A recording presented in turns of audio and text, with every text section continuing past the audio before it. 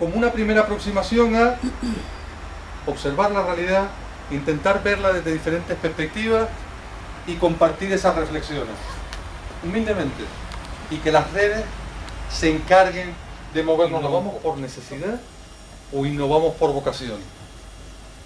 ¿Cuáles son las ventajas de innovar por necesidad? De innovar por necesidad en una situación de crisis como la que nos encontramos, y cuáles son las ventajas, qué acciones y qué tipos de gestión tenemos que poner en marcha cuando nos planteamos la oportunidad o las oportunidades que se pueden generar de innovar por vocación, de desarrollar culturas de innovación en las empresas.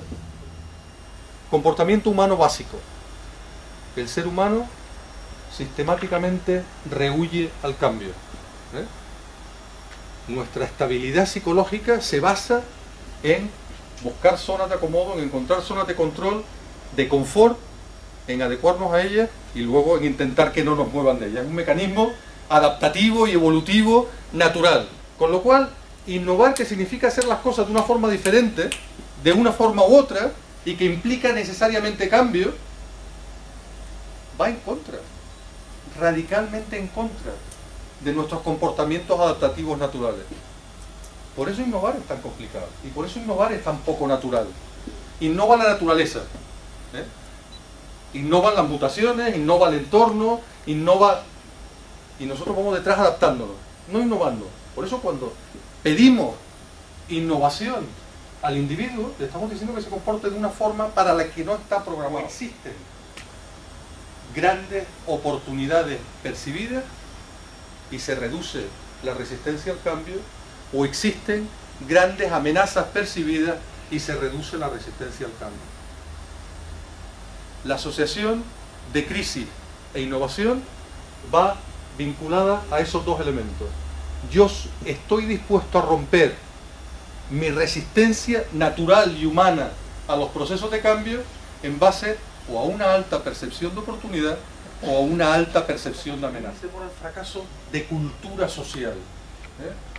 Las culturas anglosajonas, o poniendo el mismo ejemplo que comentábamos antes de Finlandia, son culturas que premian el fracaso, son culturas que reconocen el fracaso como una oportunidad de aprendizaje en un currículum.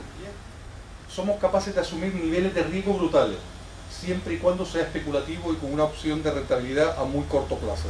Si el riesgo no es especulativo y hay que currárselo y tiene que llevar mucho más recorrido, ya nuestra cultura empresarial empieza a tambalearse un poco.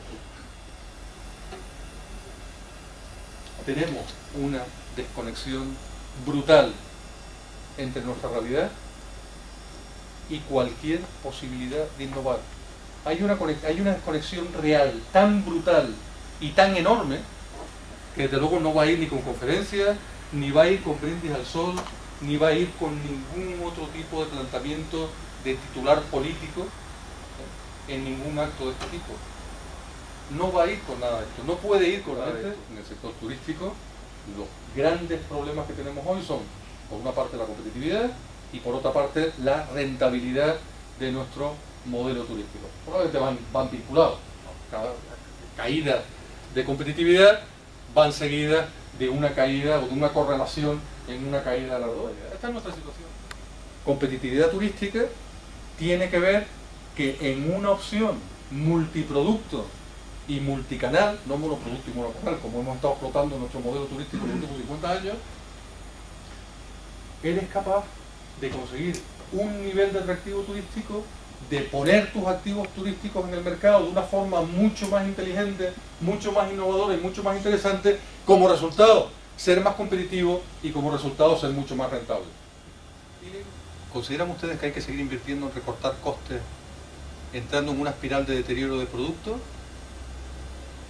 perdiendo competitividad y alimentando la rueda del círculo vicioso de la pérdida de rentabilidad?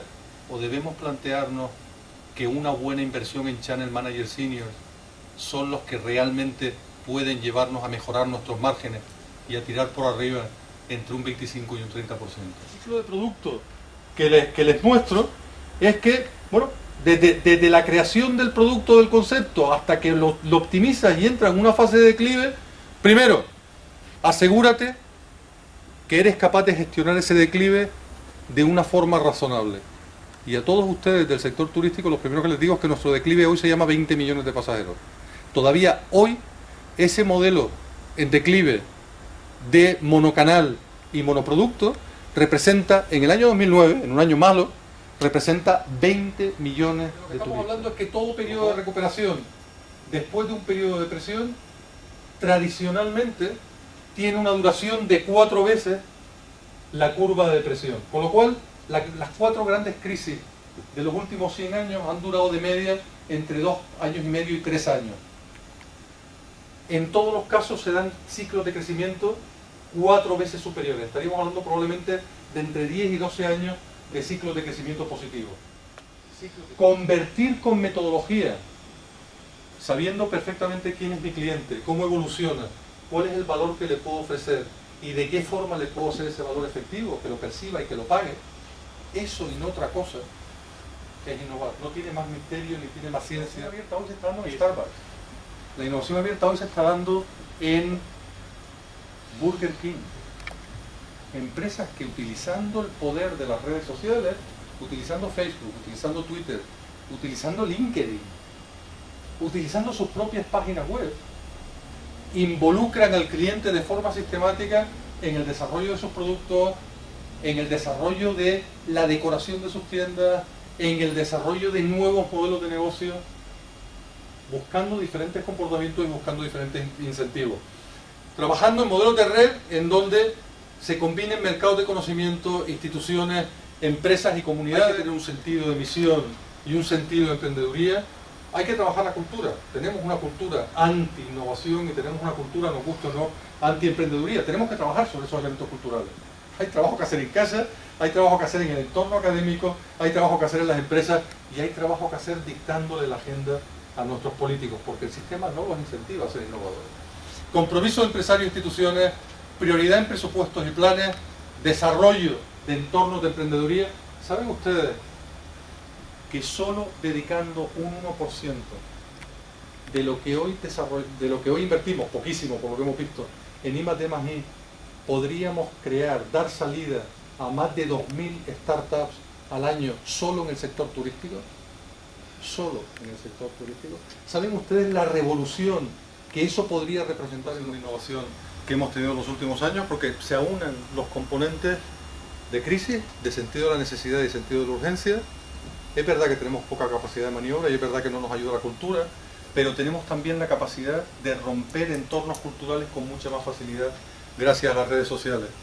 Una mejora de competitividad, una mejora de la rentabilidad, un desarrollo tecnológico, efectivamente generar y exportar conocimiento y desarrollar tejido empresarial y como consecuencia evidentemente empleo, son todas las ventajas que podríamos encontrar en esa innovación que hoy les propongo y que al final del día debe ser el espíritu más importante que aúne el espacio entre empresarios, entre emprendedores y entre investigadores en todos esos entornos donde hoy creamos investigación, y pretender que hoy, simplemente compartiendo estas reflexiones y poniendo en otras perspectivas, pueda ser el primer día de ese futuro que nos queremos crear.